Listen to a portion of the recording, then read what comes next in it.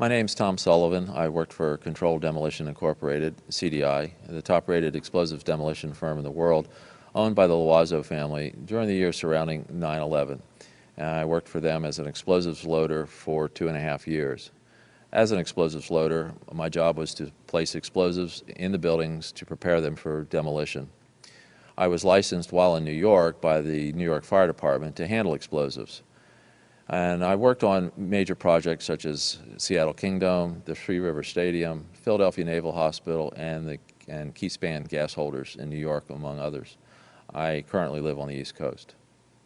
Isn't it true that anybody can implode a building straight down just by placing a bunch of explosives around? There are many steps that you need to take. The first off is you have to weaken the building, and that's after a lot of studies have gone into how the building is built in the first place. To weaken the building, that means the staircase, all the staircases have to be cut at intervals. The firewalls have to be removed. The elevator shafts have to be cut and the rails cut, as well as the cars themselves removed. And then you have to move to the support columns on the particular load floors. And those are cut by a torch for two reasons. First, to weaken them, and also to allow for charges to be placed onto the structure, or onto the columns themselves. And that essentially reduces their strength by about 20%. And even with all of that work being done to weaken this building, it still remains safely standing, so we can continue to work in it. The story that just a few columns can cause a synchronized global collapse, an implosion, is, well, that's just nonsense.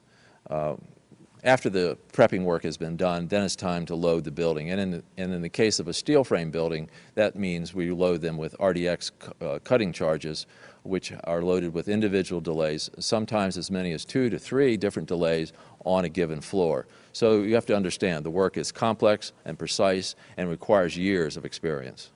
We were told by the NIST report that fire caused one column to fail, and from that point we had a global collapse of the building in a classic implosion.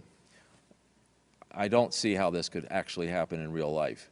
When we load a building, we have to have all the support columns on a given load floor fail at the same time, within milliseconds of one another, and therefore the entire building comes down in a synchronized implosion.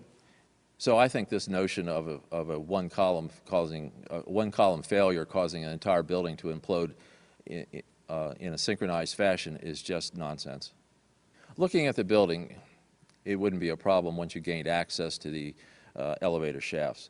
Then a team of loading experts would have access to all the core columns and beams.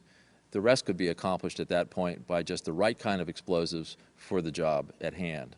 The choices are many out there. Well, I've worked on buildings, steel frame buildings, where essentially you load only the bottom third of the building, and that causes the building to implode. Yes, we have loaded buildings in that fashion, where just the core support columns are loaded, and we don't necessarily have to load the outside perimeter columns to have this building come down successfully. With steel frame buildings, you don't have to load all the floors to have a successful implosion. Only the bottom third of the building needs to be loaded to have a successful implosion. For instance, I worked on a building in Hartford, Connecticut, the CNG building, where we did just that. You wouldn't need miles and miles of det cord. You could have used wireless remote detonators, and they have been available for years. You need to only look at an action movie to see them in use, and of course the military has them as well. Contractors don't use them, on the other hand, because they're just too expensive. Well, you wouldn't have found steel casings to be left in the rubble. They haven't been used for years. What we use now is RDX copper-jacketed shape charges, and when they're initiated, there's nothing left of those charges. And in the case of thermite, well, thermite self-consuming cutting charges have been around since they first patented in 1984. So there would be nothing left in the debris pile except some residue of molten iron. Well, the key word here is controlled demolition, and I emphasize the word controlled. We use careful placement of the charges. They're always focused and precise. And we're just not talking about setting off a bomb here. Plus, the amount and type of explosives can pretty well take care of any collateral damage. With any implosion, you don't hear one massive boom sound. What you do hear is smaller explosions going off, which leads up to the implosion of the building. Mr. Sunder of NIST has said that you would, if this had been a controlled demolition, you would have heard a large, massive bomb going off, a big boom. He says what in reality happens with a controlled demolition is you hear a successive, progressive, smaller waves of smaller explosions going off, and that leads to the successful implosion of the building. In the case of thermite cutting charges, you would have heard far less noise since they are worked by thermal heating, melting of the steel, rather than an explosive cutting as in RDX charges. Now, regarding the criticism that this couldn't have been a controlled demolition because the building apparently exhibited a bit of lean as it came down, well, in my experience, this isn't exactly precise. The buildings can lean a bit as they come down with any implosion. I knew from day one that this was a controlled event.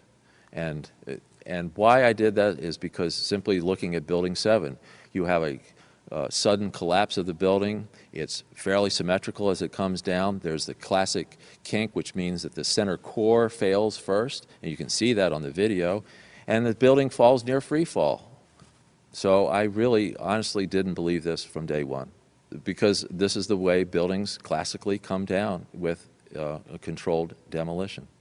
I want to emphasize that I in no way represent CDI, and what I have to say is based solely on my own working experience and training while working for them.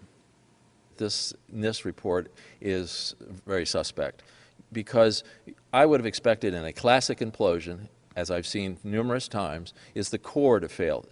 Essentially, what I'm saying is the core, I would expect the center of the building to start moving first. And then as the implosion progresses, then the sides come in, then the rest of the building is involved. So this idea that it's started on one side and all of a sudden the core starts moving at this, as this thing progresses is just doesn't make sense. What I saw, it was a classic implosion.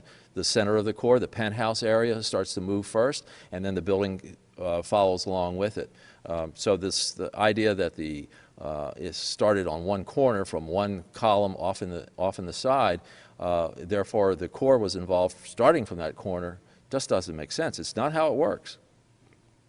Well, again, if you listen to the testimony of people on the ground, they're reporting exactly what I would have expected. I mean, I've been to all the implosions that when I was working at CDI. Again, as you point out, I photographed them. And what you hear is waves of explosions going off, not one massive big boom, but you hear boom, boom, boom, boom, boom. Go back and listen to the tapes of the police officers and people on the ground and the firemen as well. They're reporting exactly what I would expect. You're hearing boom, boom, boom, boom, boom as these different floors start to fail. So again, what I'm hearing from what people were there is exactly what I would have expected. You don't break glass. So collateral damage, windows breaking for blocks around, that kind of thing, it just doesn't happen if it's a controlled demolition.